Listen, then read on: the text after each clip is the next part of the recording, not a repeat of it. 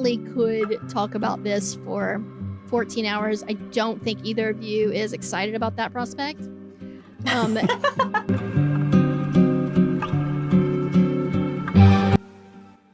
Hello, and welcome to Guilty Pleasures, the show where we dive into pleasure, chubbing the waters of a modern horror film to find out just how guilty we need to feel about loving or hating it.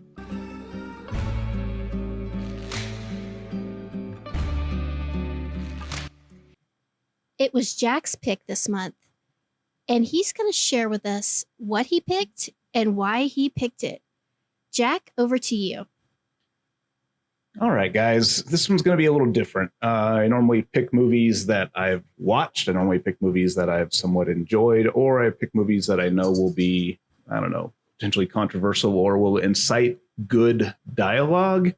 This one's a little different. I actually never saw Jennifer's Body when it came out. I blame a lot of that, honestly, on the marketing, because the way it was marketed looked like just a cash grab on the rising popularity of Megan Fox at the time, who up until that point, the only thing that most of us had seen her in was the Transformers movies. So here's this highly sexualized, teenage type in what looked like realistically another PG-13 kind of quasi slasher that was going to try to be a little edgy and just, to me, it looked like just another one of those mid-aughts kind of, hey, we're going to make a horror movie, but we're going to dumb it down to the barest essentials just to get enough people in the seats. And we're going to make it so there's nothing really terrible in it. The marketing for me did this movie no favors whatsoever. So I stayed well away from it.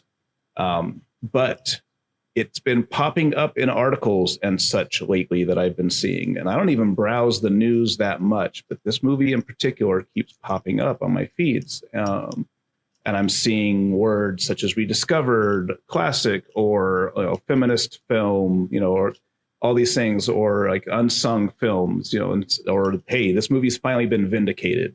So I felt like, okay, especially given the political climate of today, which is dubious at best and horrifying at worst, and considering that I never watched this movie in the first place, I felt like now more than ever, it was probably a good time to dive into this once derided film and see what all the hubbub was about. See what the hubbub was about back then when it was critically panned and there was shade being thrown around apparently all over the place that I wasn't aware of. And then the hubbub of now, where it's being critically reevaluated all across the board, and people who were once kind of vocal haters of this movie or were throwing shade now seem to be firmly behind this movie. So I was like, fuck it. Let's jump into a movie I've never seen that's kind of making the waves and see what it's all about. Let's get ready to rumble!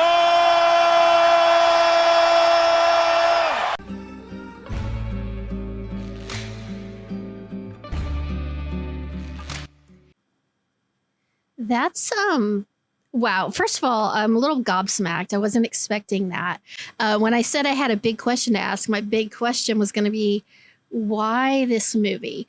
And why are you categorizing it as guilty pleasure? And why did you choose it at this time and place? But knowing that you hadn't seen it is really, really intriguing, that this is a first time watch for you. And that's the reason I kind of thought, okay, guilty pleasure was because I was going off of my original assessment of what this movie was about, just based upon trailers, hype, whatever, and so I'm like, okay, here's a potentially guilty pleasure that looks like it might have checked all of those boxes that we typically would kind of associate with guilty pleasure, where it's kind of silly, kind of campy, kind of funny, kind of a little bit of horror, a little bit of this, a little bit of that. I mean, it's a Diablo Cody movie. Obviously, she wrote the dialogue, she wrote the script. So in that regard, I knew what I was in for. And of course, yeah, I mean, the script is a little too much on point, especially when you consider that this film's supposed to be taking place in like the backwoods of Minnesota somewhere. It's trying too hard to make it seem like it wasn't trying very hard. But then again, that is Diablo Cody. But then again, there's plenty of other successful movies out there that have questionable or outright terrible dialogue that are also very successful movies. So I try not to hold that against this film per se, but it just felt like, from what I knew of the movie, that it would tick all those boxes. And in a kind of subversive way, I think it does tick some of those boxes. But then now that I know what all the hubbub is about with the current climate and with the way that the film's being reevaluated, I don't know that I don't know. We'll get into it. We'll get into whether it's a guilty pleasure or something else entirely, as we roll. But yeah, I don't know. I thought this would be kind of an interesting experiment for me, at least, if nothing else. Really, I mean, I said this when you picked it. It's a really good choice for this moment in time. I'm gonna be totally honest with you guys. I'm gonna try and hang back a little bit on this one because I know this is a beloved film for a lot of people, and I do not want to step on any toes. And some stepping will happen. The first time I tried to watch this movie was on a very hot day when I couldn't go outside to run, so I was riding a stationary bike instead. And I put that movie on, and I really, really wanted to like it, and I struggled intensely with it. So I turned it off. Watching it the entire way through, I watched it under what I think are kind of the ideal circumstances. I watched it last weekend with Jonathan in a hotel room before going to see Puddles the Clown, with a beer by my side, and as open a mind as I could possibly summon. And I don't know. I don't want to get necessarily too much into my full assessment of it. I have thoughts, lots and lots of thoughts. I think there are things that it does exceptionally well. And I think there are things that it completely misses the mark on.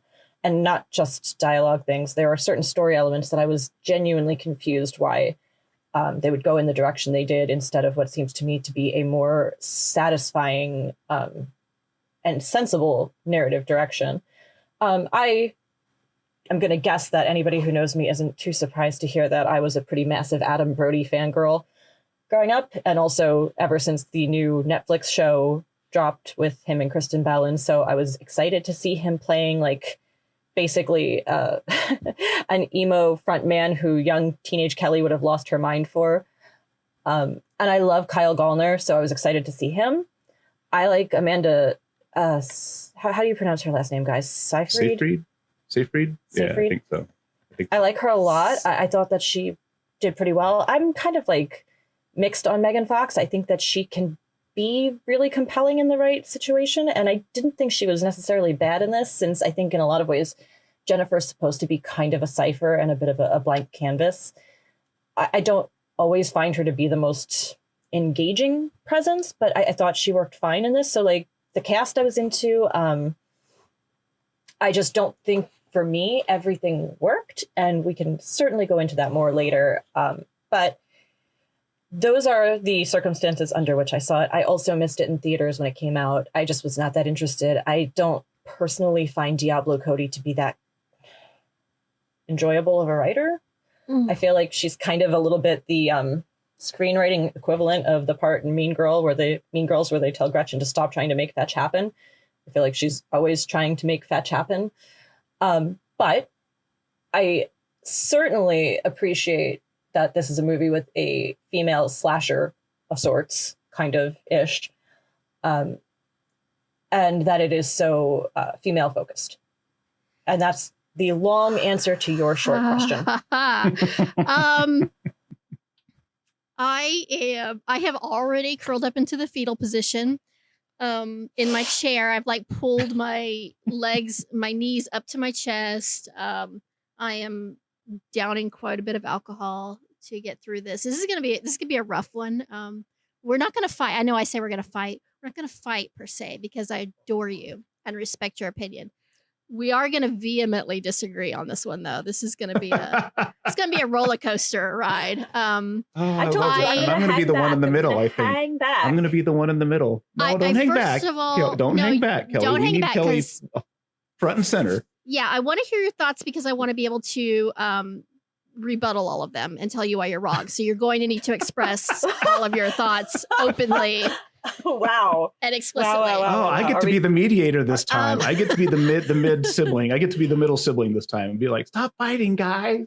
Yeah, and I do think problem number one is trying to watch this movie while riding. Did you say a Peloton bike? That's fucking ridiculous. By the way. Dude, Steph, that's literally how I watched this movie. How dare you ever suggest that I have how enough I money to watched have a this Peloton movie in my was on my house. bike. That's both of you Like, there are is no world. so wrong. Like, no, I put my bike on an hour and a half and was like, just go, just No. ride. Why are you exercising while you're watching this movie? Like, can't you just like? When else am I going to I don't have No. I got, you know what? I don't have a lot of time. Okay, so I have to multitask a lot. No, I have to this do a lot. Also, of not a Steph, to give you multitasking movie. a really a super sincere answer to your question. Oh, yeah, okay. Part of the reason I've liked watching movies while I ride the bike is actually because then I don't get tempted to look at my phone or Look something do work else. at the same Exactly. time. Yes. You I are have focused to on the focus movie. So And in it's fact, actually, in you some want to ways- focus. yeah, Yeah, you want to focus on the movie. You don't want to look Because at you your don't wanna screen. You feel don't want like to your look at how body far doing you've things, gone. like- Exactly. Yep, so you get lost in the film. You don't Yep. want to think about That's what why your you do it. body's doing. You want to focus just 100%. on the thing in front of you. So The- it's actually kind of ideal circumstances. It actually It's makes the ride go by faster if you watch a movie like that. If you can get Exactly. engaged in something, then like an hour and a half ride is over before you know it. Exactly. It's interesting Yes, because exactly. the way that I immerse is to lie on the couch, eating snackies, and having a little drinky. Are you in a drink, snuggie? Are you in a snuggie? I'm in a snuggie, like I'm cuddling my cats, like I'm all in, you know. But like, I'm not hopping on. I'm my going to say exercise bike. that I not- watch like 80% of our movies while I'm exercising. Like, Yikes, no okay. shit, 80%. Yeah. I'm biking, I'm This lifting weights. is adding a lot of Yep. clarity to some of the problems that we've had on this podcast. Well, see, you I guys feel are not guilty watching about this not correctly. doing work. Like, if I'm watching a movie, I Gross. feel like, well, but I could also be like working on an article or doing Right, research or something like exactly. that for Yes, work. So I feel yep. like I have to be doing something else, or I feel like Same. I just feel guilty about it. I have that kind of Yep. bizarre American folding capitalistic, clothes, I'm- like, Yep. I yes, am exactly. like- Like you got to be doing something else. I am on this podcast with a couple of like massive overachievers, and it is really exasperating Oh, my God, loser no. complex. There's just not enough But hours please- in the day. So I've got to do I Yes. got to multitask. Okay. Well, with that said, I She's will like, just okay, you fucking psychos. You fucking I've obviously I came into this film well versed. I came into this podcast well versed in this film. I've seen it many times. And that should probably indicate to you that I enjoy it quite a bit. I feel like every time I watch it, there's a new layer I sort of peel off. And there's something else that I get out of it. I think honestly, and I told you guys that I didn't prepare anything formal, but if I wanted to sit down and write an essay on all the themes that are prevalent in this film and how it subverts so many tropes and how it addresses things like, you know, the male gaze and objectification and sexism and feminism and queer relationships and all, like, there's so much that this film tackles and I think does a really good job with.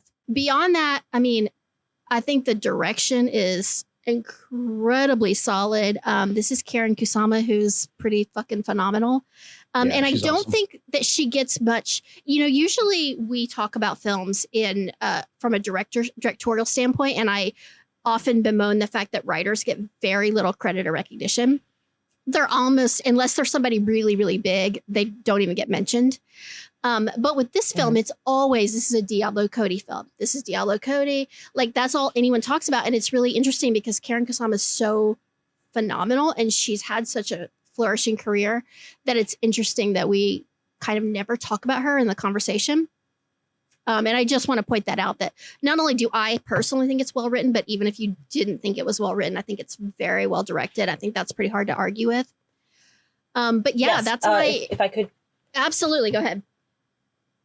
I was just going to really quickly interject. I'm so sorry to interrupt you, but I was just going to say, like, in the name of sort of bigging up the things that are good and acknowledging them, like, I think it is well paced, and I think that it is extremely beautifully shot. Like, I think that everything that visually it sets out to do, it does fantastically. That is none of my arguments against it. I think that it moves at a great pace. I think that it's obviously made by an artist with a real eye for how to frame scenes, how to move scenes, how to work with actors to get what you want out of them. So for any of the complaints I will have about this movie, I think it looks great. And I think that it is well made. Most of my problems are genuinely with the writing. But as far as direction goes, I think that's perfect. I have no notes on that.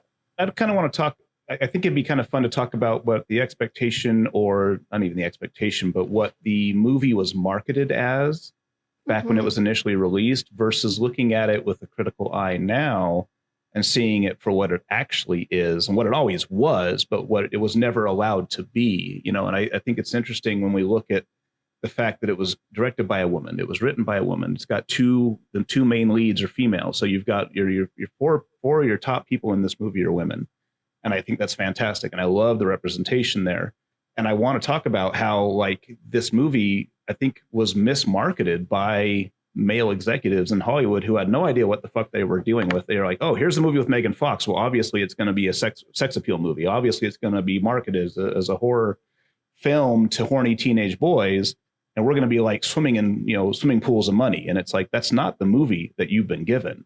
But that is sure as shit is the movie that they tried to sell it to the audiences.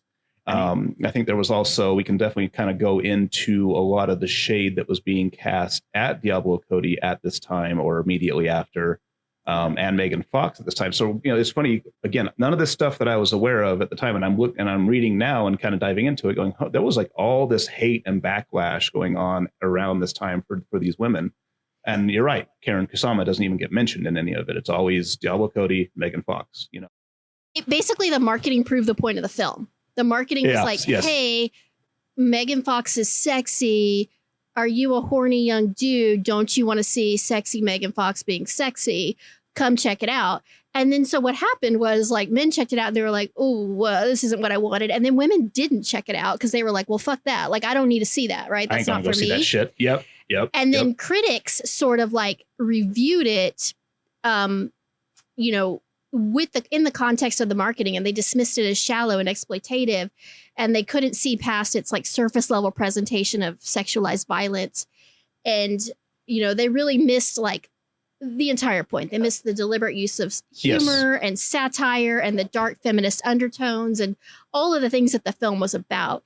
And yeah, it was like, it's so ironic that, you have a film that deals with these very specific issues, and then it's marketed like the complete opposite of that, and really just shines a spotlight on the very things that Diablo's trying to talk about in this film. Correct. Yeah, I agree. And I think it's interesting, too, when you look at this movie in this context where, a lot of what we would attribute to a slasher film that this film doesn't do, that this film subverts. And then you look at the male characters in this movie, and the victims are largely not what you'd expect. I mean, sure, there's the jock character, but he's not the traditional jock character that you see in these films where he's chiseled and handsome. And, he's not. And he's actually like emotional that he loses his friend. He's crying in class. Like, every one of these male characters that either dies every one of the male characters that dies is kind of a subversion of the traditional male characters in what this movie was marketed to be. Not what this movie is, obviously, but what this movie. So I think a lot of people came into this movie and were really fucking confused about what they're watching, because you're right. It was marketed as this, hey, here's some hot, sexy, young up and coming starlet. Don't you want to see her like half naked and like for an entire movie? And all the guys are like, yeah, I want to go see that. And they go see this movie. They're like, what the fuck is this? Like, this is not what I signed up for, and I think it's sad because even back in the day, I think if you just went into it if that kind of audience went into it with a little more of an open mind, maybe they would have got what the film was trying to say. Because the film is very good in expressing the feminist side and the kind of the subversive takes on what we would normally attribute with this. It's very good at it. It's, I wouldn't say there's times where it's blatant, but there's times where it's really kind of not. And I love the fact that it's at times very subtle, and you just gotta just be a little open-minded and go with it and be like, holy shit, I get it. And so, yeah, I kind of think it's interesting to look at it now when it's being reevaluated and say, okay, here's obviously what people thought then, and here's what they think now, and this is what they should have thought all along, and it's about fucking time. You know, I have one more thing I want to say, and then I'm going to force Kelly to join us in this conversation. And I'm actually, this is a good segue because I'm going to reference something Kelly said, which is the Megan Fox of it all. And the fact that I think, Kelly, you're basically like, I mean, she's not bad, but like, she's fine. I actually feel like the casting of her is pretty fucking brilliant and spot on. You know, watching Same. it, I was like, I'm sure somebody else could have done this, but she just seems, she embodies this role so perfectly. And beyond that, like, this is a film about a woman who is seen as nothing more than a sex object. She is objectified by everyone, and to the point where she's internalized this and has, you know, basically determined that her entire worth is nothing more than how she looks. And I think, you know, at the time, especially Megan Fox, like, she was in real life, this character, like, she was completely objectified and sexualized and really dismissed as nothing more than, you know, a sexy girl. And, you know, really, like, her acting has been pretty much maligned for most of her career. And people have said, like, she's really not worth, you know, anything more than how hot she is. And, you know, she also at the time was really struggling, and she was struggling with her role in the industry and the male dominated industry and how she was treated. And she did this interview where she is, it is pretty recent, where she's reflecting back on the scene where she's sacrificed. And she talks about how, for her, it's a very strong parallel to how she felt like her body was being sacrificed to the male directors and movie studios at the time. And she said, this is a direct quote. She said, "That's what they were willing to do, to literally bleed me dry, and didn't care about my health, well-being, mentally and emotionally or physically, as long as they got what they wanted." And she, you know, she really talks about, she felt exploited for their benefit, for more sales, more male viewers, more profits, but nobody was listening to her. Nobody was providing support. She was like, you know, really in like emotional, mental pain, and nobody gave a shit. And everybody was basically like, shut up and look pretty. And how much she felt like this film sort of reflected the experience that she was having in real life. And I feel like that gives the film an extra level of depth and pathos, because it is so fucking real. And it's not even real in a conceptual way or like a global way, but it's very real to the people making this film. And I feel like that really comes through.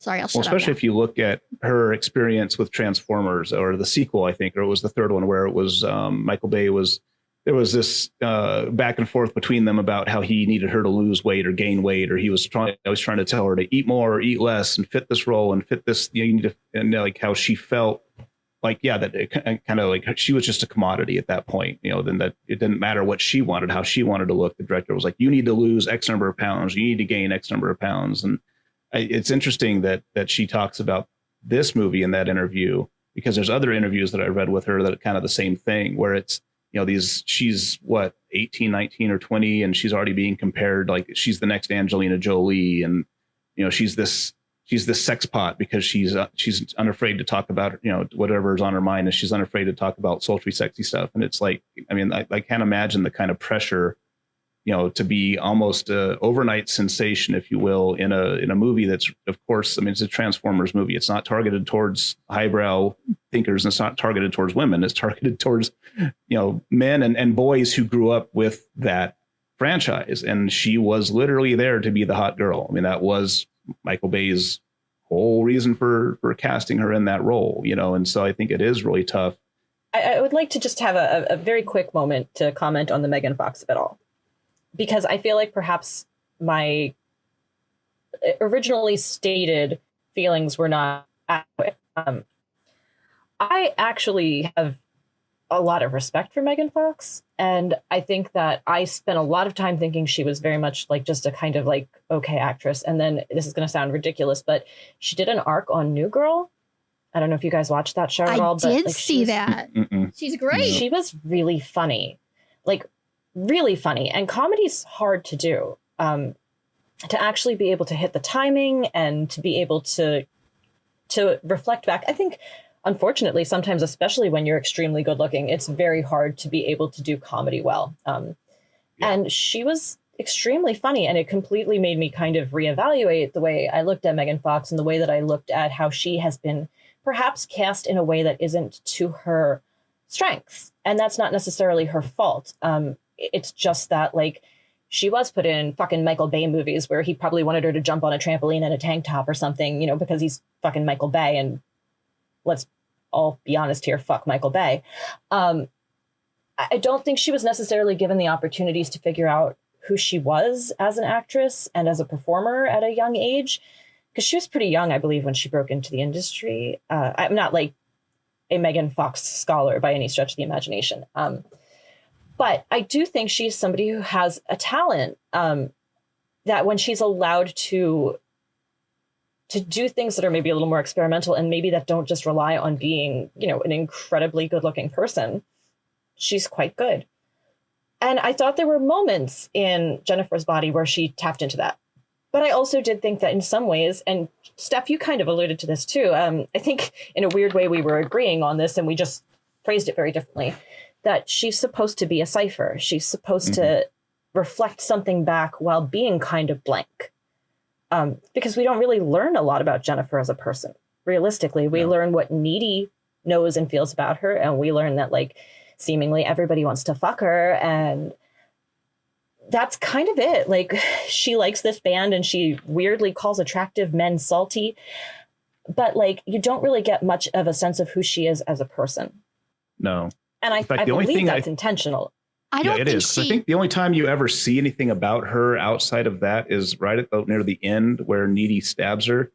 And like the blood splatters across the cover of a cheer magazine and her mom and her are on it or something. And it's like, obviously her mom's been one of those dance moms, cheer moms, you know, who that life has passed them by. And so now she's going to live vicariously through her child and force her child into it or something. And so like you get like, that's like literally the only other thing that you see about Jennifer at all in this whole movie. Well, and I mean, you even, I don't think until her mother rushes in at the end, you don't really get the sense of like somebody besides Needy loves this person. Loves like, her. Right. Yeah. Yes. You spend so much time thinking like, where's her family? Where's anybody who's supposed to care about this girl? And you're not seeing it. And again, I do think that's intentional.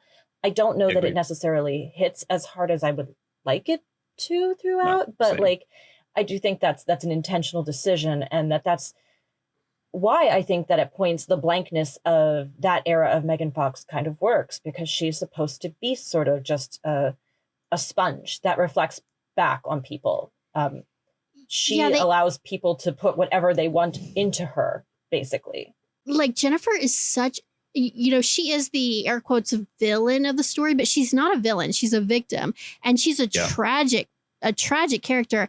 And I think it's very important that the film doesn't give her redemption. It really leans into the tragedy of her situation. And I personally think Megan Fox plays this film beautifully. Like, I think she conveys this in such a like this sort of like false sense of confidence of like, yeah, I am hot and I know it, but inside being very insecure, and Needy even calls her out on it. She's like, are you just that insecure?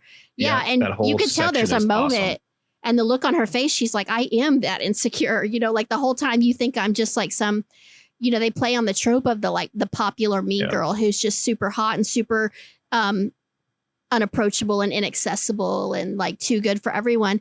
But like deep down, she's a fucking broken shell who has nobody and nothing. Also make like, in something that I would praise this movie for, I think you could also make an argument for Jennifer's only a character in the first like 10 minutes of the movie at all.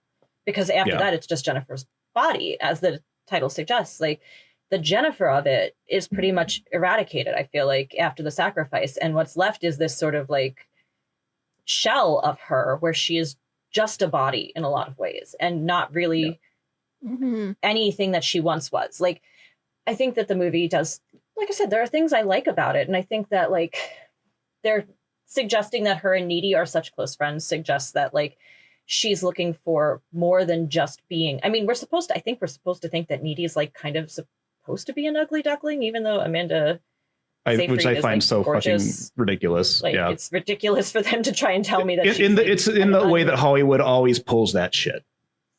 Yeah, I mean, there's a point where they're like, why are you guys friends? And I'm like, because they're both like ridiculously good looking 22-year-old women in high school. Like, of course they're best friends. Why wouldn't they be best friends?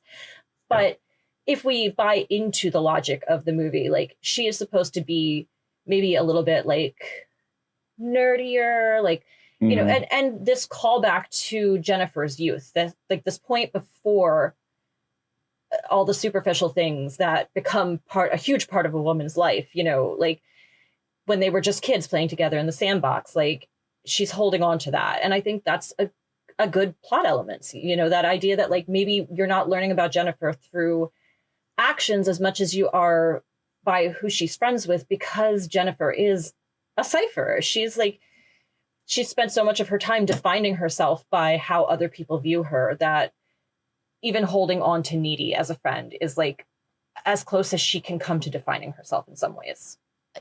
The difference between Needy and Jennifer, obviously they're both beautiful women, but I think this film, I think, has so much to say about how people use pretty people. And I think Jennifer has leaned into all she's got is being pretty. And so she's going to use that as much as she possibly can because it's all she's got. And all the boys that want to get with her, and she references this and they make it pretty clear in the movie, they want one thing from her. They want to use her body. And Kelly, I think you made a brilliant observation about the title of this film and what it means and what it reflects. Like she is nothing more than a body to anyone, even before she's just a body, you know, like even before she loses her soul, that's all anybody cares about for her. And Needy, who is also beautiful, has not leaned, like she has other stuff going for her and she's not leaning into the sexualization. She's not letting herself be that object of desire. And therefore, it's not that boys wouldn't find her attractive. It's that they probably don't look at her as somebody who's easy or somebody that they can just use and discard the way that they do with Jennifer. So that's what makes, you know, that's the tragedy of it, is that Jennifer's seen as this, oh, you're popular, you're the object of desire, but nobody has any respect for her. Nobody gives a shit about her. Whereas Needy's got somebody who loves and cares for her. And I mean, I think we should talk about Chip as well later and my thoughts on him. But ostensibly, she's got somebody who, you know, cares for her and cares about the real her. I did appreciate things like them having her have a boyfriend, you know, like a steady boyfriend who seems to like truly care about her, even though he's a bit of a goofball. Like Chip is kind of ridiculous, but like he does seem to truly love Needy as much as like a teenage boy can love a teenage girl. Like high school relationships are, we all know they're a little bit dumb because you're a teenager, you know? So I appreciated that. And I think,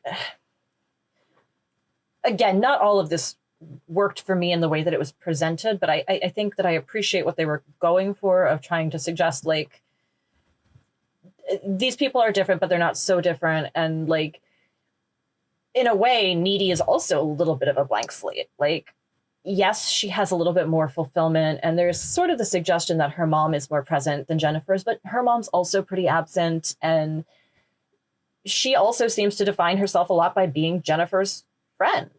So, like, I think there's certainly some commentary about the ways that young women are raised to define themselves, and the complicated nature of that, the way that media even kind of reflects back, you know, how you are supposed to define yourself and how you're supposed to, you know, represent yourself. When you're this age, and this is part of what the coming of age horror is that before you really know yourself, and I mean, some of us never get to the point of self-actualization, but certainly as a teen, we're not self-actualized. Before you know yourself and know who you are and what you're about, your entire sense of identity is, for the most part, is how other people perceive you. And especially like in high school, it's like, how are you labeled? You know, what clique do you fit into? Like, what's your, you know, assumed identity? Who are you friends with? Who are you dating? Are you popular? Are you not? All those things are like, that's how you shape your identity. And I think that this film has a lot to say about that. Like we talked about Jennifer, like her understanding of who she is is so undeveloped because nobody gives a shit about who she is. She is only a means to an end. She is only like an object to people. So that's her entire sense of self is tied up into that. Yeah, I would agree with that. I think that's handled pretty well. I think it's an interesting idea that Needy is sort of finishing what Jennifer didn't do correctly in my mind.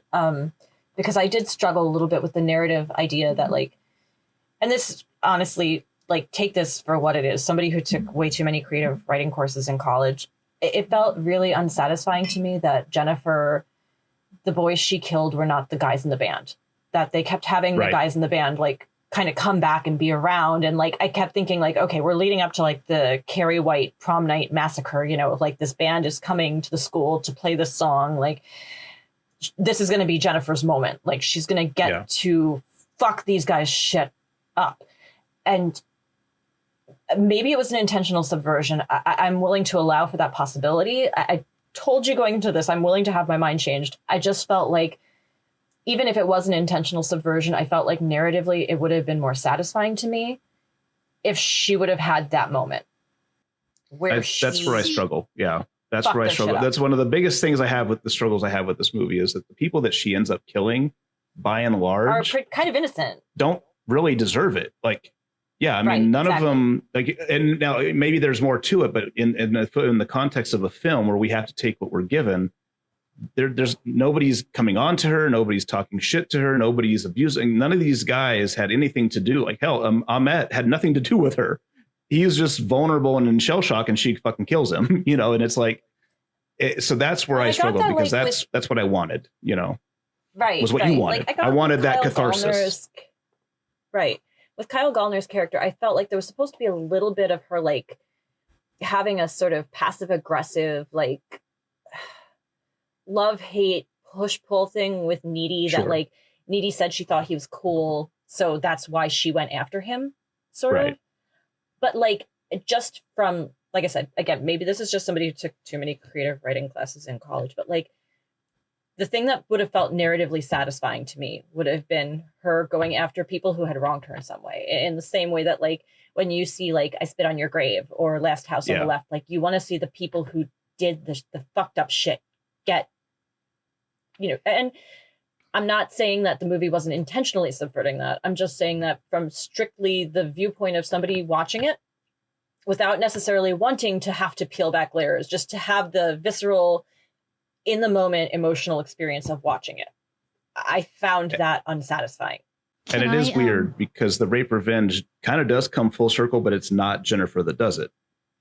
Right. Needy's the one who's going after the band. Needy's the one that does it at the end. So that, which was cool in a way that's not the typical way that it plays out. So, you know, kudos again to Diablo Cody for subverting that trope. But I think you're right. As far as a narrative arc that needed closing, that took a very crooked way to get there.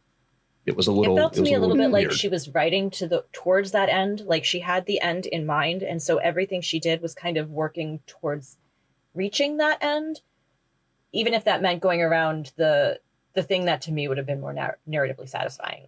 Right. May I comment on that? Of course. Of course. Sorry. So no, it's okay.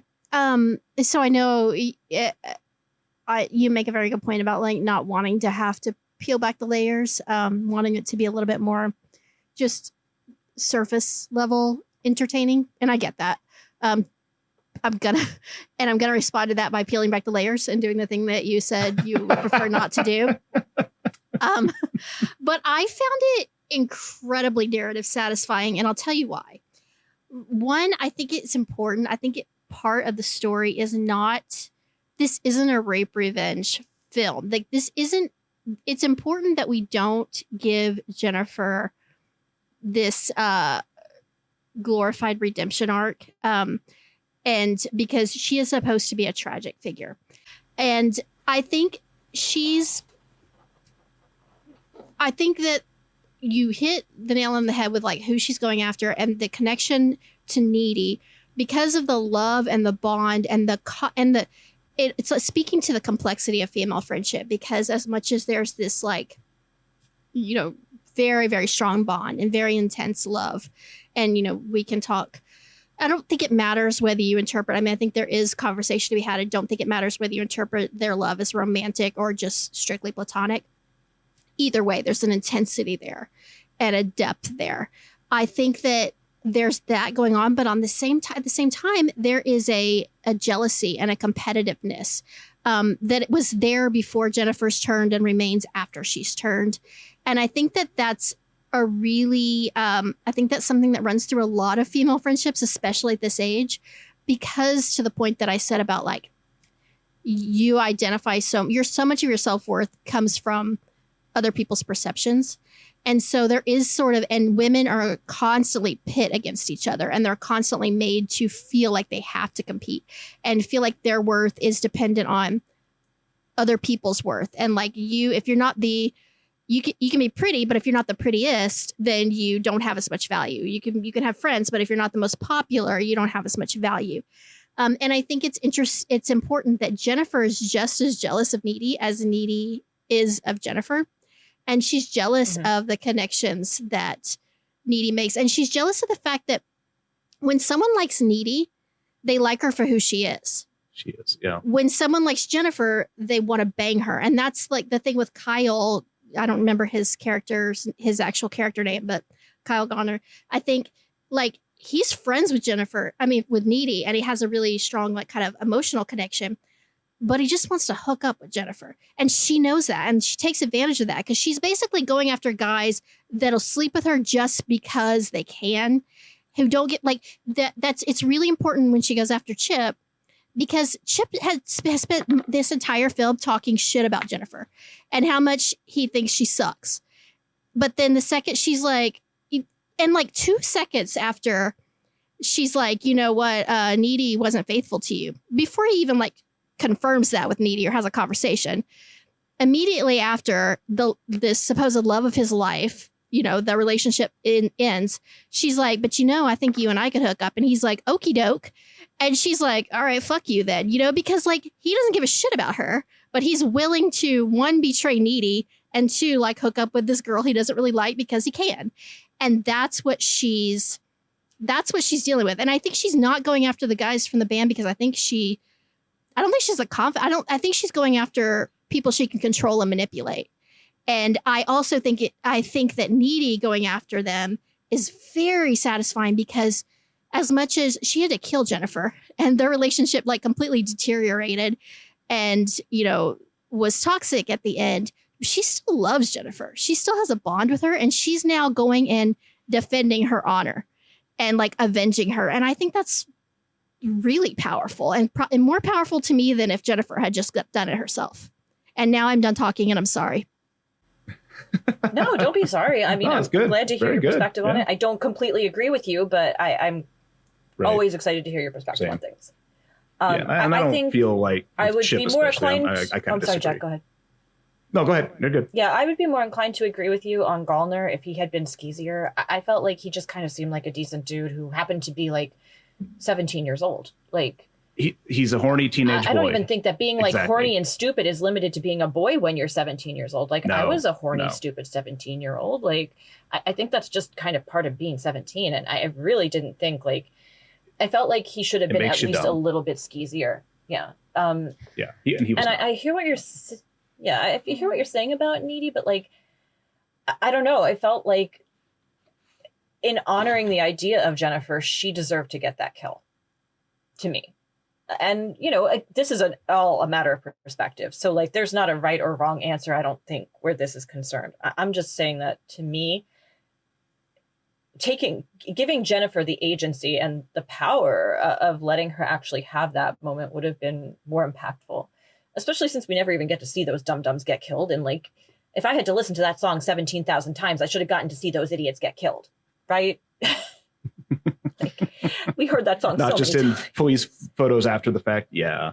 I gotta say, I think the music, I think the soundtrack goes off, but I kind of even liked Low Shoulders music. I was like, I kind of soundtrack was me too. Yeah. I kind of loved that song, but I also was so tired of hearing it. Okay. By the time it was over, it's I mean, I think that's intentional because, they're they're milking their like, Oh, for sure. That was totally intentional. undeserved Yeah. fame sure. and Oh it yeah, was no, so like gross. it was well done. I'm just saying, like I enjoyed it the first like 5 times, and then I was like, oh my god, I have to hear this song one more fucking time. Yeah, But the rest of the soundtrack was I do fucking wanna, like, awesome.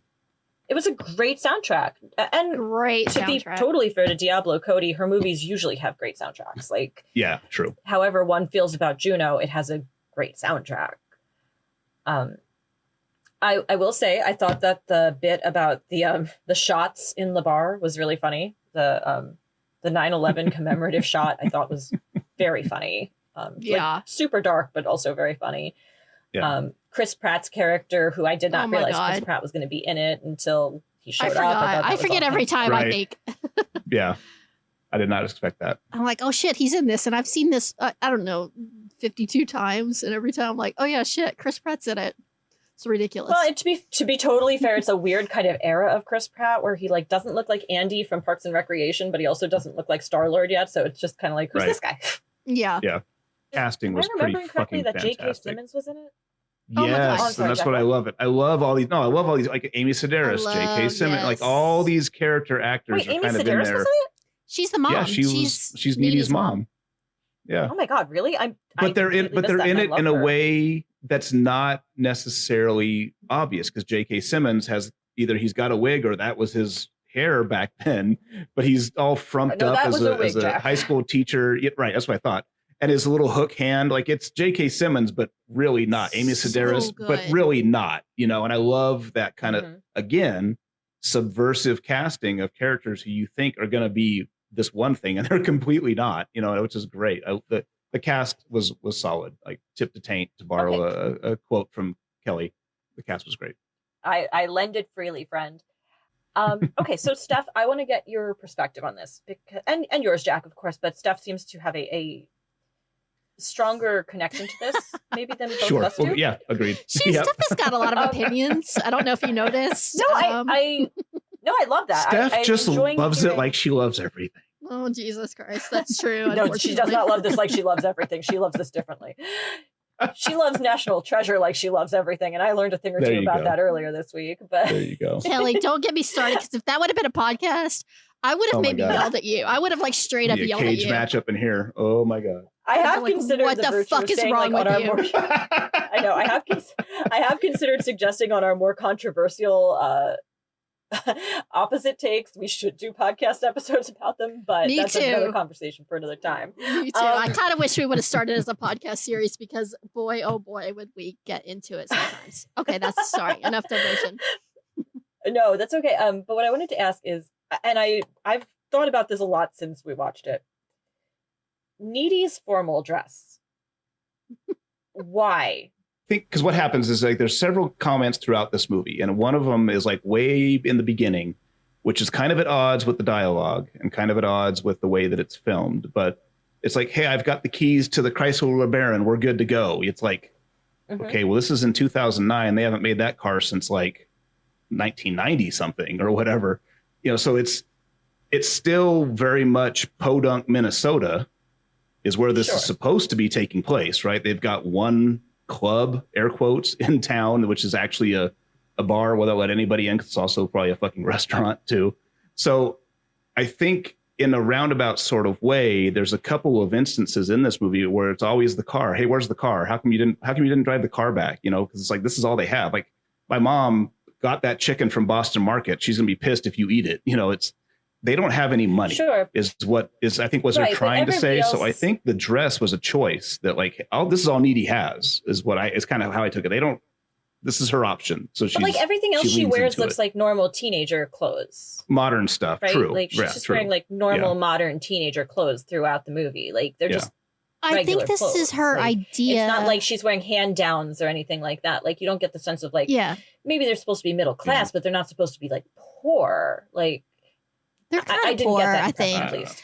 I kind of got that just from a lot of the dialogue and like, hey, why are you eating this meal that my mom bought? She's gonna be pissed. in their it's like, house and why? stuff. Yeah, it's pretty. I think also, I got yeah. I mean, she's supposed to be kind of awkward, and I do think that, I don't know, they don't really explore it, but I do think that Needy kind of does think she looks like a princess. Like, I think this is her idea of being a princess and wearing this like fancy dress, because she normally dresses pretty conservatively, pretty kind of plain Jane. And you know, she gets to get all dolled up. And I think that she just doesn't have a great, and this is in stark contrast to like what Megan Fox's prom dress looks like. Like, I think that they intentionally want those two dresses to look very different. Very opposite, and to correct. reflect. Yeah. And also, I think there is maybe a bit of a callback to, because one of the scenes that's famous, that's so well done, is when Megan Fox is walking down the hallway and she's in the pink outfit and everybody else is in gray because they're in mourning, and she's like this pop of color and she's glowing and she's just effervescent and full of confidence, and the slow-mo walk, and it's so iconic. And she's in she's in all pink, and then you've got Needy in this pink prom dress, like her idea of looking like a pretty pink princess. And I don't know, I think there's a little bit of a intended correlation there between the two women. That's all just me. I hope you're right. Making shit up. I'd go with that. I would totally go with that. I really truly hope you're right, and that it's not just like quirky.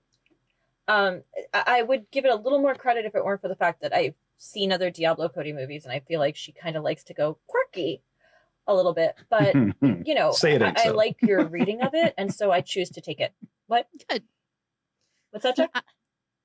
No, I said say it ain't so. Of course it's quirky. It's Diablo Cody. She's actively vying for She's quirky. a little too quirky for my taste, a little bit too twee. Yeah, she's a little on the nose at times, for sure. Like quirky. Again, but you know that going in. If you've seen one Diablo quirky. Cody, I feel like you know what you're getting into. Quirky.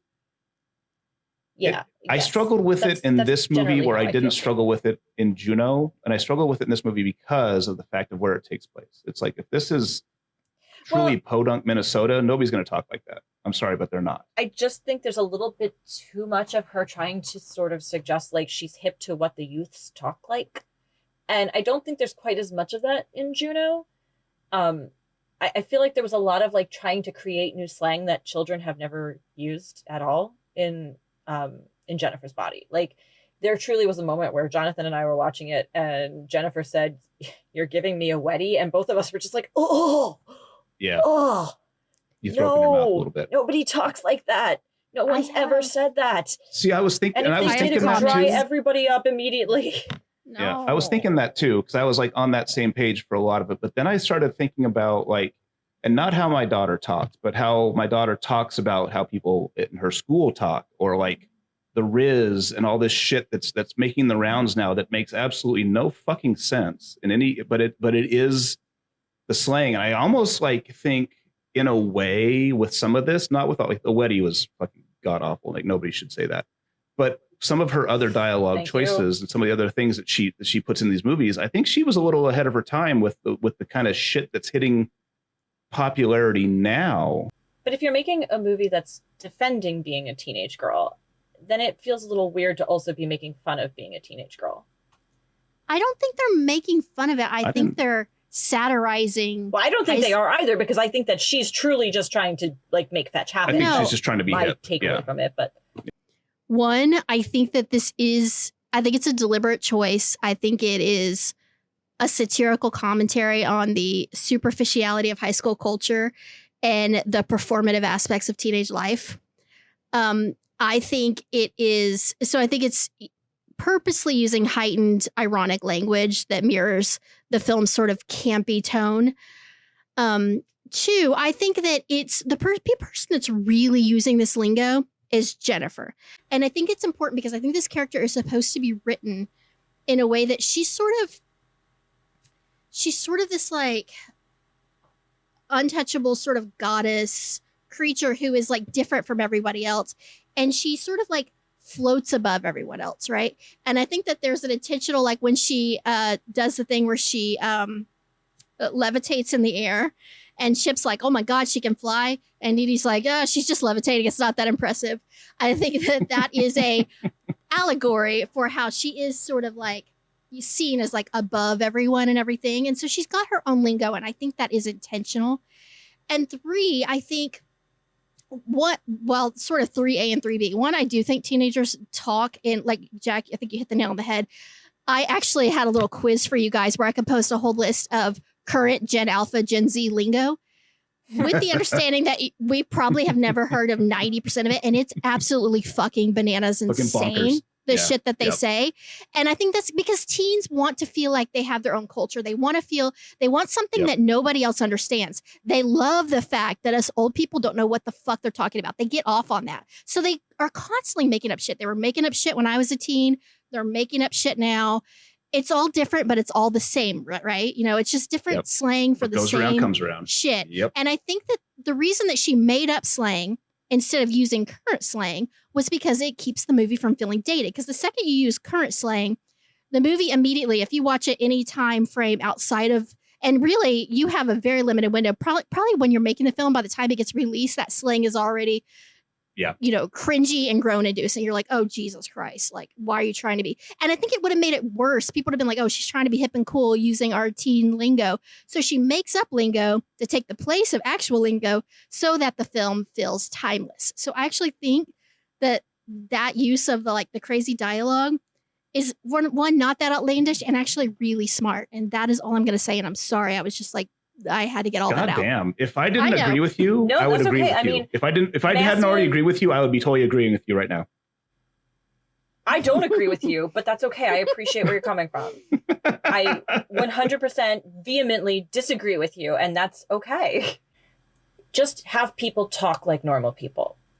I just didn't feel like, overall, I didn't think the dialogue was very good. There was a lot that I just didn't think that, like, from a writer's perspective, I didn't enjoy it. But this is incredibly subjective. Sure. Like, there's are, so much that I think it's like course. doing perfectly well and perfectly fine. It's just that, like, for me, I could not connect with this movie. I couldn't. I mean, and that's fair. And again, I don't want to disrespect your opinion because it's valid. And I also don't think you're crazy for feeling that. And again, like, I've heard this a lot. And Diablo Cody obviously gets this a lot, not just for this movie, but just in general.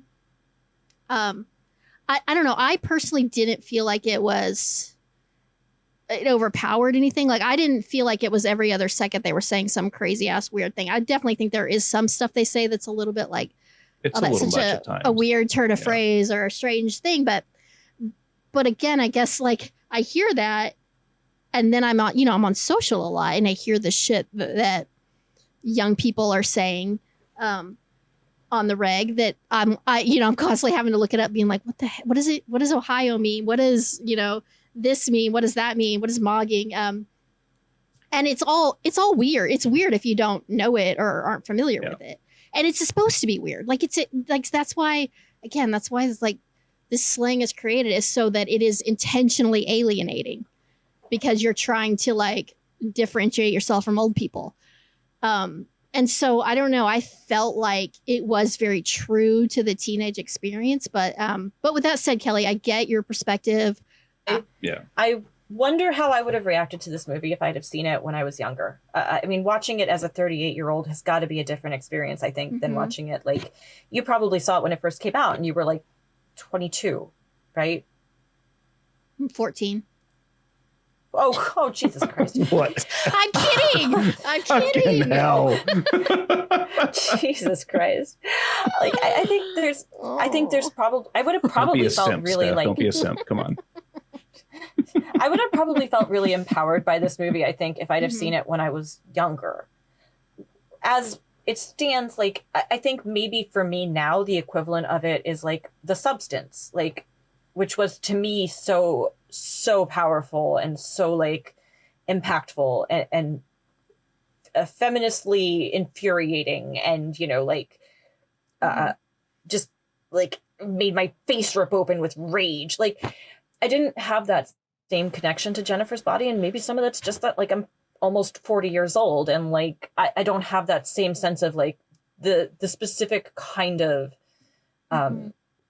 frustration and anger that you feel when you're not even just a teenager, but, like, in your 20s and your mid 20s. And I think maybe if I've seen it then when I was younger and I had been able to hold on to that, like, I would have the same feelings that other people do about it. But because I only saw it in its entirety when I was past those points, I feel like maybe I didn't hit me the same way. And I think my perspective is different because I have a teenage daughter, and some of these words they use and some they don't. Obviously, there's a whole bunch of new words that have come out, in the 10 years of this movie, or roughly 10 years in this movie since it came out. Or when did this movie come out? I think it's been more than 10 years, Jack. More than 10 years, yeah. 2009. So, but like, yeah, 2009. That's right. So like sped, that's the thing they say. Salty, it's the thing they say. Not in the way that it's used in this movie, but it's absolutely the thing that. So some of this stuff I actually hear. So it's like, I don't know. Some of it again. Some of it was a little too much, trying a little too hard there, Diablo, a little much, But some of it is like, nope, that's kind of where it's at, and maybe not in the exact way that it's used, but it wasn't far off. So it largely didn't bother me. There were some that was a little much, but largely I'm like, that's. Yeah, when I listen in to my teenage daughter talk to her teenage girlfriends, they're throwing shit out that I'm like, huh? Or I kind of follow because they're using words and they're shortening them or they're combining things. And it's like, oh, okay, I get what they're doing. I get it. It's kind of funky, but I can see where they went with it. It's like a foreign language where, because I was doing Duolingo for a while until I was like, fuck this and gave up. But sometimes there's a word where I'm like, oh, I get it because it kind of sounds like the English word. It's like when they say sus, you're like, well, I sort of know what that is because like I remember my SATs and learning about root words and shit. It's like a lot of it is just variations of words that exist, but in a way that makes it just sound just a little bit cooler. And you're like being a detective. You're like, oh, I'm just trying to figure out what this means, and it's pretty fun. I enjoy it. Yeah, it actually is kind of cool. Yeah. I want to make one tiny comment. I think we should leave this point of contention because I want to just say something that this bone has been picked clean. Yeah. I want to say something that made me kind of giggle was when I think it's Low Shoulder is the douchey band. Yeah. Yeah. And first of all, Adam Brody is so good at playing a douchebag, and like for the longest time, I thought so fucking cute. He's so adorable. But for a long time, I thought he actually just was a douchebag because he like is so good at playing them. But yeah, he's so adorable cute. And so like, super salty. But he's talking about how they want to be famous like the lead singer of Maroon 5. And I was like, oh my God, this is so prophetic because when this was written, the lead singer of Maroon 5 hadn't been outed as the biggest douchebag on the planet, or at least one of them. And like they're making a reference that's like really like profound and poignant, but at the time it would have just been a like kind of a throwaway like Maroon 5 is cool, and I found that enjoyable because they are being like the lead singer of Maroon 5 cool at that point because I was watching it without like the lens of having done too much research. So I was like, is that a joke? Is like our Maroon 5 already a little bit past their point and that people are already kind of like, oh my God, this guy's a little bit cringy. And like, I don't think so. Like Adam Brody's character is a little bit like cringy because he's like aspiring to, what's his face? Adam Levine. Adam Levine. Is that it? Yeah. Yes. That he's like trying to be like this guy who's already, people are starting to be a little bit like, okay, he's a cornball. I don't think, I could be wrong, but I'm trying to put my flashback lens on. You probably know better than I do. That was just, I laughed harder because I thought we were supposed to take away that like, that showed that Adam Brody was kind of a ridiculous character because he was aspiring to somebody who people were already like, oh my God, this guy's like, well, I think cheesy. What it was, I think it was a joke, but I think the joke was that they're a very like mainstream poppy band. And this is like a really like, emo indie band who's like super like hipster cool. And they're like, aspiring to be like, pop mainstream. I think that was, again, this is me trying to like go back in time and get into Diablo's head. I think that was the joke, but now it's funnier because Adam got outed as like a real piece of shit. Not that should be hugely surprising, but and then like, but this would have happened before that. So I think there's a little bit of a what's the word I'm looking for? It's not serendipity, but some word that speaks to what that is. Maybe you guys can help me out. I don't know what it is. Self-fulfilling prophecy? I don't know. I know what you're trying to say. Self-fulfilling prophecy feels like it's about right. Yeah. Yeah. I'll take it. That feels about right. We'll go with that. Is it over? No, I mean, we I don't know. There's so much more that we could say about this movie, and that's where I struggle because we absolutely could go into the timeliness of it. We could go in. We haven't really even talked about kind of how it's been reevaluated, and that's kind of where I was hoping that, where your viewpoint, especially where you've watched this movie, pretty regularly since it's been released, where, Kelly and I hadn't, to kind of see your viewpoint on, how has it changed given the context of today's political climate, and because I think oh, go ahead. Go Sorry. ahead. No, well, I was going to say, please. I think that the critical reassessment period, because it's been pretty recent, like for a very long time. It's funny that, and we're going to talk about you choosing it as a guilty pleasure, which I, spoiler alert, do not consider it a guilty pleasure. And not because I don't think it's a pleasure, but I just don't think that there's anything guilty about it. But I think that for a long time, like if you like this film, it was a guilty pleasure. It was one of those, widely considered a piece of shit movie, trash. And so if you liked it, kind of in spite of whether you were supposed to or not. And now I think that critical reassessment came around with the Me Too movement, and with people starting to really talk about, and like Britney Spears and all this awareness about like how we talk about women, how we objectify, sexualize women, talking about the male gaze, talking about female empowerment. So that's when I think people rediscovered this film and was like, oh shit, it's not just like a fun little campy movie. Like, it has shit to say. Something and to the say. shit that it has to say is kind of really potent. And then I think you're hearing about it again because now, in wake of the election, and in the wake of a lot of really, how do I say this?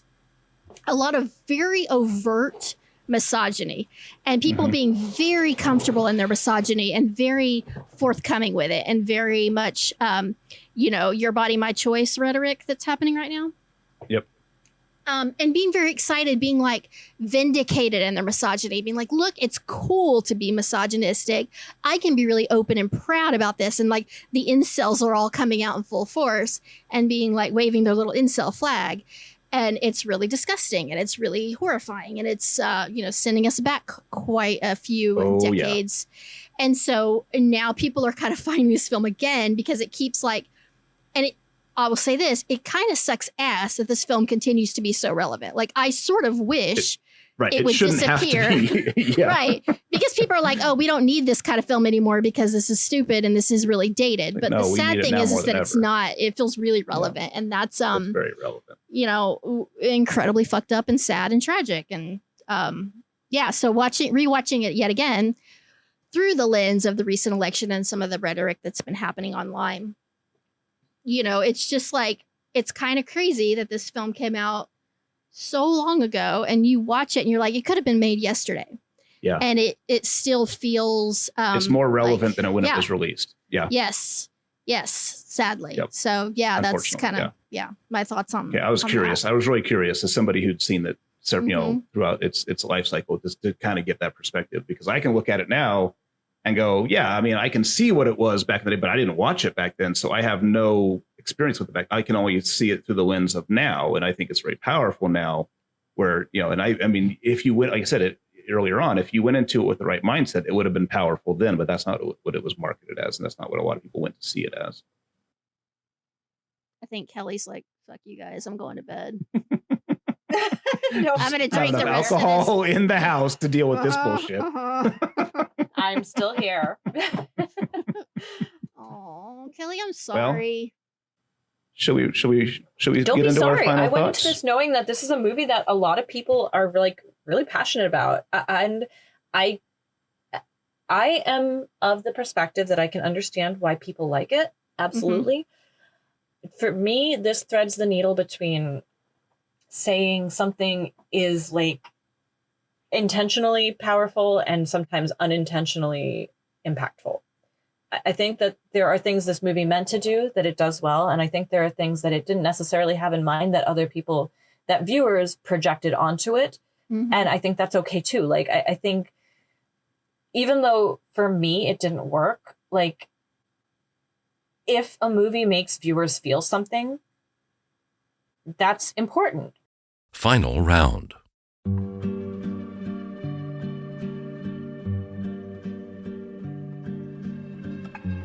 I wouldn't call it a guilty pleasure because we can get into like the weird, the very weird restrictions of what one considers a guilty pleasure.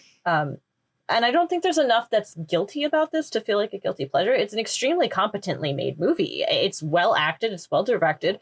I have some issues with the writing, but like, even within the world of like having issues with the writing, it's not like The Room or New York Ninja or something like that. You don't think The Room is good? Fuck? I've seen The Room more times than you can possibly imagine. I love it so much, but like the writing is insane, obviously. Like it's totally crazy. Yeah. And you're still like, even though it's so much fun to watch and you have such a good time watching it, you're like, what was Tommy Wiseau doing? Like this at least makes narrative sense. Like it does follow the basic constructs of like a plot. So like there's nothing to feel guilty about. The pleasure I personally took in watching it was kind of, if I'm being totally and completely honest, more limited to the person I was watching it with and the circumstances, but I can see why people enjoy it. So I can't call it a guilty pleasure simply because I feel like the guilt isn't enough, if that makes any sense. I didn't personally take a ton of pleasure in it, but like, I understand why people like it. I know I'm running a little bit long and I'm apologizing for being so long-winded. No, this is a good conversation. But like, I do understand why people like it. And I'm extremely happy that it exists. I'm so glad it exists, even if it wasn't for me, because I think it's important that like, that we have the ability to recognize that things can be impactful to others, even if it's not impactful to us. And that's important. And I'm really, really, really glad that it's finding its audience and that it's finding a generation of maybe much younger than me women who need this representation and need to feel the kind of maybe vent for female rage, for feminine rage, and who need to feel seen in this way. So I applaud it in that respect. Yeah, in the conversation of when this movie came out and what I thought it was going to be, then I would have said, yeah, this was it was marketed as a guilty pleasure. I think that was the Hollywood's attempt at trying to figure out what to do with a female directed, female written, female led movie with Megan Fox in the lead role of what do we do with this movie? Well, let's market it towards teenage boys because Megan Fox is the hot thing right now. So I think it was supposed to be a guilty pleasure, or they sure as shit, probably they didn't even watch it. And they're like, oh, Megan Fox is in it and it's a horror movie. Yeah, it's going to be a guilty pleasure. So I think that was the intent, or at least that was Hollywood's, the trailer's intent. But looking at it now and coming into it after the fact, after it's been reevaluated, and especially with the climate that we are in, where I thought that I was high key gonna big yikes on this, and eat it into the atmosphere. But then I realized that it's bussin', it's got the Riz. So you bet that I really think that now in the context of now, it's not a guilty pleasure. I think it's almost a mandatory watch. And I say that because, to your point, the film is more relevant than when it was released, intentionally, unintentionally, or a healthy combination of both. I don't care. It is relevant. It is important. I want my daughter to watch this movie. I want my sons to watch this movie.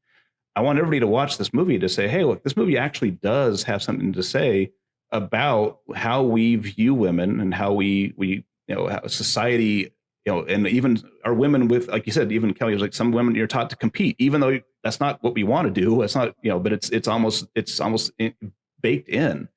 And I think in order to get away from that, we need to put more spotlights on movies like this that dare to actually kind of challenge the status quo and challenge the patriarchy and say, look, this is bullshit. We're putting this on screen in this way to resonate with you and for you to open your eyes and go, yeah, that is fucked up. And especially as a father of a teenage girl, I don't want my daughter to be objectified. Is she beautiful? Damn straight she's beautiful, but she has a bajillion other fantastic qualities that I would hope that people are seeing in addition to her beauty, and I hope that those things, the way that I view it is those things elevate somebody's beauty. I'm not one of those guys that looks at an actress and goes, oh my God, she's beautiful. I got to see everything she's in. I don't care. I don't give a shit about how attractive an actor or an actress is. I care about their talent. And I really hope that kind of that kind of mentality seeps into my kids, where it's like, it doesn't matter what you look like. We're not here to sexualize you. Who are you? You know, that's what's important, is who you are and what you bring to the table. So in the sense of, is it a guilty pleasure? I can't say that it is, but it's a fantastic movie that I think needs to be watched. And it's a shame that it got such disservice back when it was released, and it did the movie no favors. But I am glad to see that it is in this sort of renaissance. But like you said, it's a shame that it has to be. And I wish it didn't have to be, but I'm glad that it's there. So it's not a guilty pleasure so much as it's a pleasure to watch. It's a need to watch. Go watch this if you haven't seen it already. Well, I do have some final thoughts that I will try very hard to keep brief, if that's okay. I have a haiku at the end of this too. Do you? Oh, fuck yeah. Fantastic.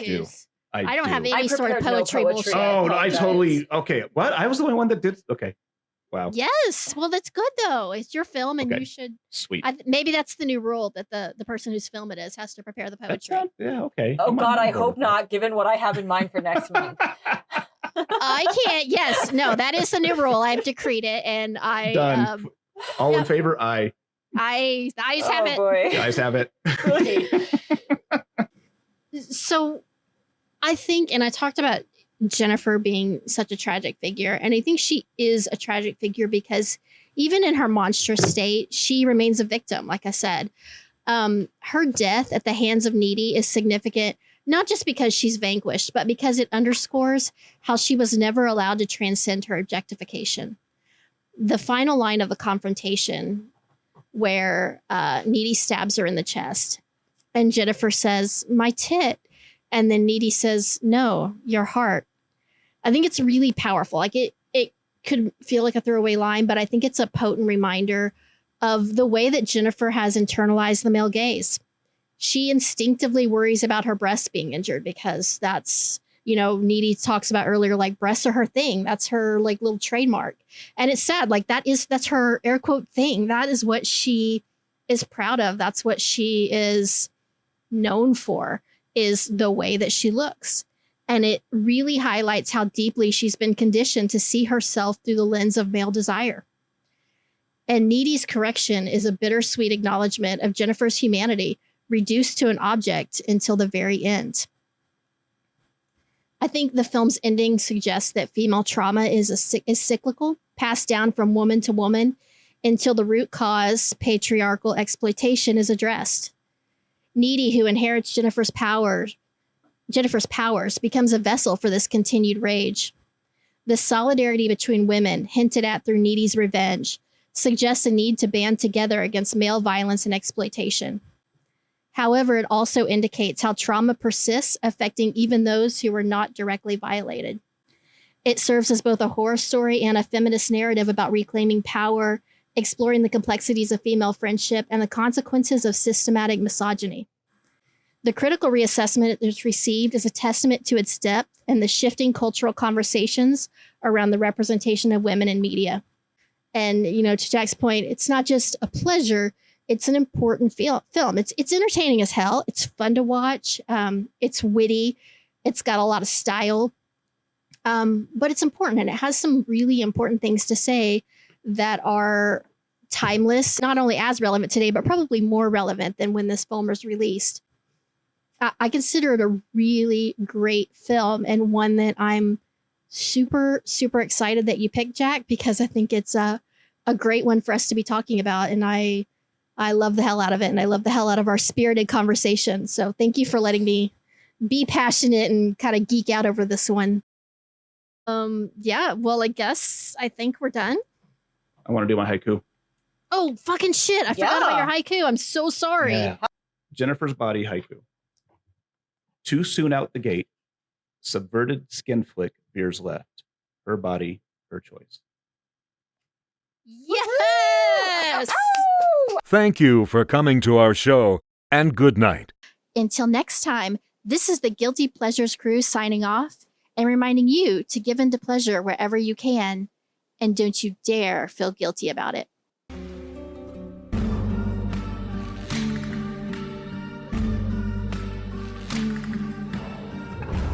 Democracy. Look, that's how it's supposed to fucking work. Yay! Yes, thank God we Just figured Rodney it out. Dangerfield style pulled my collar away from my neck. Yikes.